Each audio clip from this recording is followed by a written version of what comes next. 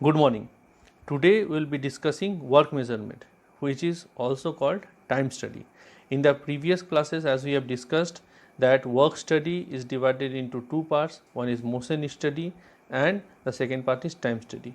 In motion study, we have discussed that we have to find out that what is the perfect way or the right way of working. Similarly, in this study we find out what is the standard time which should be taken in order to perform a task. In motion study में जैसे हम लोग discuss किए हैं कि सही काम कोई भी काम है उसको सही ढंग से सही प्रोसेस से कैसे करना है और उसको हम लोग कैसे निर्धारित करते हैं. Similarly in time study we try to understand that एक काम के पीछे कितना समय लगना चाहिए and what is the standard time which should be ascertained for a particular job. Okay, तो there are basically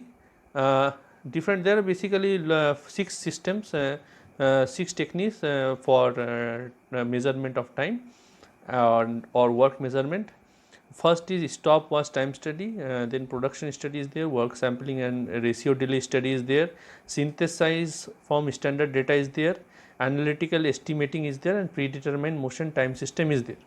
In this video we will be discussing the most important and the most popular way of work measurement, which is stopwatch time study. So there are basically two methods of timing using stopwatch time study. तो इन stopwatch time study क्या होता है कि कोई भी time study को through stopwatch जब हम लोग करते हैं with the use of stopwatch मतलब अभी जो हमारे मोबाइल फ़ोन्स में जो स्टॉप वॉचेस हैं उसी तरह से previously there were mechanical stop watches which were used to calculate time. Okay, so there are basically two methods. One is flyback or snapback method and there is continuous or cumulative method. तो जैसे क्या होता है कि ना कि एक पूरे टास्क को डिवाइड कर दिया जाता है छोटे छोटे जॉब्स में. ठीक है जी, ठीक है. तो उसमें क्या होता है कि इन फ्लाईबैक और स्नैपबैक मेथड जब एक जॉब शुरू होता है तब हम लोग स्टॉप वॉच शुरू कर देते हैं और जब वो जॉब ख़त्म होता है तो स्टॉप वॉच बंद कर देते हैं. उसी तरह से क्या होता है कि second job, third job, fourth job इस तरह से चलता है. तो जो पूरा टास्क का जो प्रोसेस होता है वो job one, time taken in job one plus time taken in job two plus time taken in job three plus time taken in job four इस तरह से करते हैं. तो उस पूरे जॉब का, पूरे टास्क का टाइम कितना हो रहा है वो हम लोग कैलकुलेट करते हैं. सिमिलरली इन कॉन्टिन्यूअस और cumulative method what we do, we don't stop the stop watch, we calculate the whole time and then we start subtracting from the back. हम लोग पूरे टास्क का हम लोग टाइम कैलकुलेट करते हैं और देन वी स्टार्ट सब्सट्रैक्टिंग कि लास्ट जॉब में कितना टाइम लगा माइनस किए, उसके बाद सेकेंड लास्ट जॉब में कितना टाइम लगा माइनस किए. उस तरह से हम लोग इंडिविजुअल जॉब का टाइमिंग निकालते हैं. तो these are basically the two techniques, two methods to calculate time in stopwatch time study. So in stopwatch time study जैसे हम लोग मोशन स्टडी में किए थे कि there are different procedures to approach to stopwatch time study, motion study. कि motion study के लिए there are certain procedures follow करते हैं, उसी तरह से हम लोग टाइम स्टडी के लिए भी देयर आर सर्टेन प्रोसीड्यूर्स ही follow. First is selecting the job. हम लोग जॉब सिलेक्ट करते हैं कि किस जॉब को जॉब में टाइम स्टडी हम लोग कंडक्ट करेंगे. Then we record, then we break the operations into elements. Then वो पूरा ऑपरेशन को हम लोग डिफरेंट एलिमेंट्स में मतलब छोटे छोटे टास्क में हम लोग उसको डिवाइड करते हैं. फिर हम लोग हर टास्क को एग्जामिन करते हैं, फिर हम लोग स्टॉप वॉच से मेज़र करते हैं, फिर हम लोग रेटिंग फैक्टर एसेस करते हैं. रेटिंग फैक्टर हम लोग डिसाइड करेंगे in further in the video in the further run. Then we calculate the basic time. हम लोग बेसिक टाइम निर्धारित करते हैं. Then we determine the allowances and then we compile the standard time. Okay, तो हमारा focus क्या होना चाहिए कि हमें स्टैंडर्ड टाइम निकालना है कि कोई भी जॉब करने का एक स्टैंडर्ड टाइम क्या है.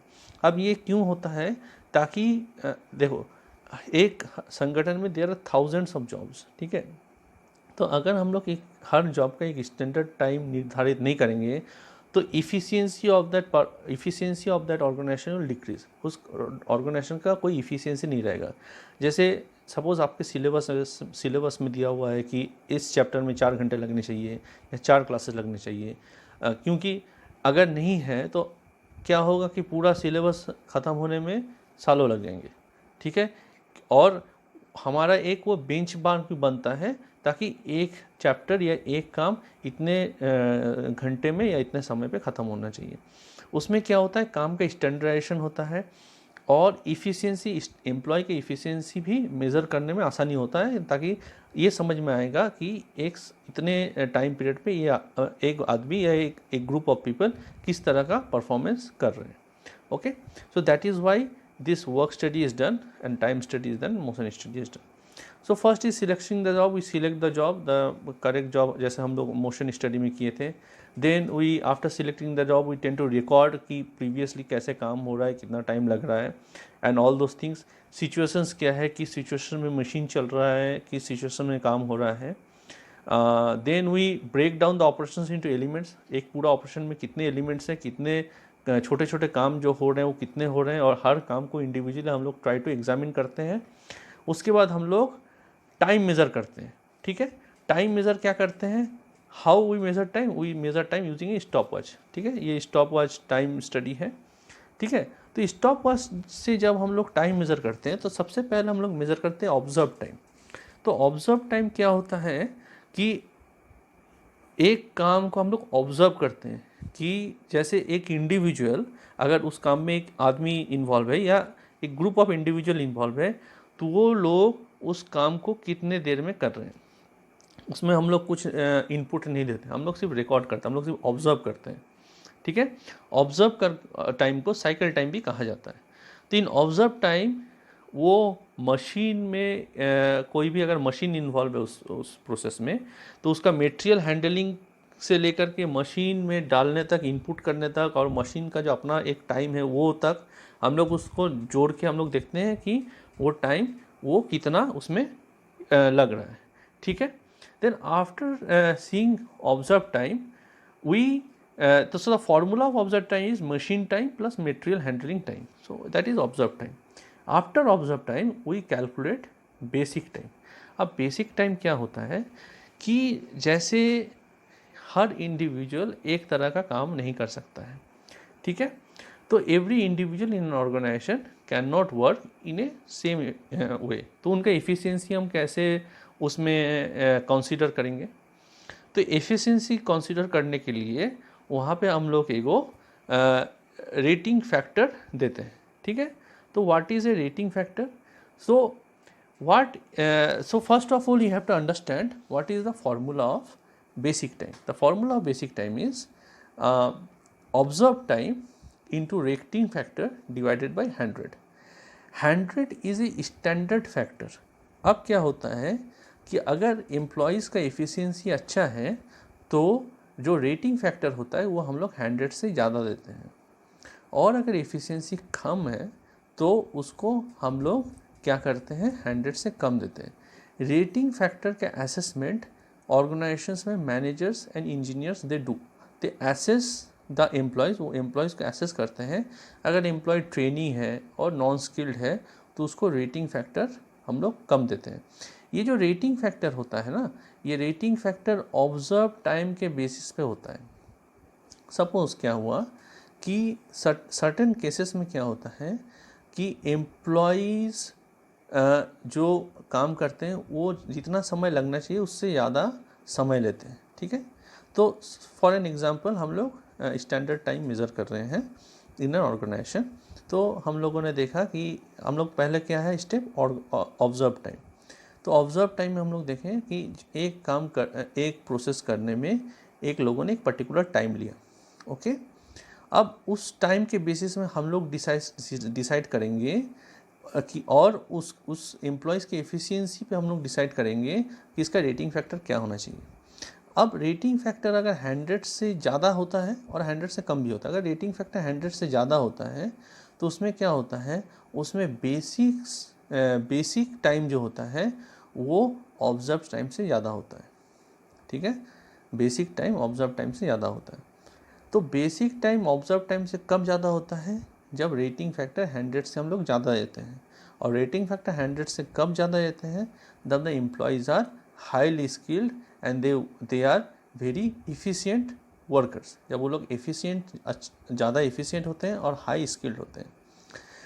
और क्या होता है कि रेटिंग फैक्टर हम लोग कम कब देते हैं 100 से, रेटिंग फैक्टर कम तब देते हैं जब एम्प्लॉयज़ आर लेस स्किल्ड, और वो जो ऑब्जर्व टाइम में जब वो लोग काम किए थे, जब हम लोग ऑब्जर्व कर रहे थे, तब उन्होंने वो जो काम किया वो जितना ज़रूरत है उससे ज़्यादा समय लेके किया।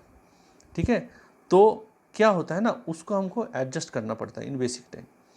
तो when we calculate basic time, if we see, हम लोग देखते हैं कि ऑब्जर्व टाइम में people has taken more time than what is required, then we put less rating. ठीक है, लेस रेटिंग देन 100। उसमें क्या होता है, the observe time becomes less, the basic time becomes less than the observe time. ठीक है, मतलब उस काम में कम समय लगना चाहिए, ज़्यादा समय लिए हैं आप लोग। ठीक है, तो उसमें क्या होता है कि जब रेटिंग फैक्टर कम होता है तो द बेसिक टाइम डिक्रीजेस। ठीक है, now when people are efficient, वो लोग क्या करते हैं, वो लोग कम समय पे उस टाइम को कम कर देते हैं, या एक स्टैंडर्ड समय पे उस काम को ख़त्म करते हैं।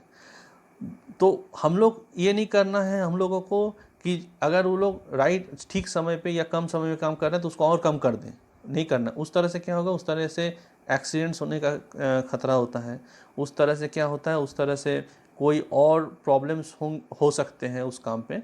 तो हम लोग क्या करते हैं, उसको एक मैनेजेबल लेवल में लाने के लिए हम लोग क्या करते हैं, उसका रेटिंग फैक्टर ज़्यादा देते हैं। तो उसमें क्या होता है, बेसिक टाइम जो होता है वो ऑब्जर्व टाइम से ज़्यादा होता है। तो ये समझ लीजिए आप कि if the workers are skilled then the basic time will be more than observe time. ठीक है, और if the workers are less skilled और unskilled, as their performance is less, so they took lot of time to work on a particular job। तो उसमें क्या होता है, जो रेटिंग फैक्टर होता है वो हम लोग 100 से कम देते हैं। In that what happens, the basic time becomes less than the observe time. Okay, so this is the process how we calculate basic time. So basic time calculate करने के बाद हम लोग क्या कैलकुलेट करते हैं, स्टैंडर्ड टाइम। तो standard time होता है basic time plus allowances. Allowances क्या होता है, allowances are those factors which are not in control of the human beings. ठीक है, जो ह्यूमन बींग्स के लोगों के कंट्रोल के बाहर है। सो अलाउंसेस आर, सपोज कि there are lot of situations where you have to provide certain level of easiness to the employees working। उनको काम के लिए थोड़ा सा उनको छूट देना पड़ेगा। ठीक है, तो what are the types of allowances? So there are basically two types of allowances. One is relaxation allowances and one is contingency allowances. Relaxation allowances मतलब होता है कि आप पर्टिकुलर टाइम प्रोवाइड करते हो आदमी को रिलैक्स करने में, उसको पानी पीना है, उसको बाथरूम जाना है, उसको रेस्ट करना है, तो उसको भी हमको कंसीडर करना पड़ेगा जब हम लोग स्टैंडर्ड टाइम मेजर कर रहे हैं। तो एंड कॉन्टीजेंसी अलाउंस मतलब कि कॉन्टीजेंसी सिचुएशंस आते हैं कुछ कुछ, जैसे कि किसी आदमी का चोट लग गया, या फिर something happened in his family so he has to go or something like that।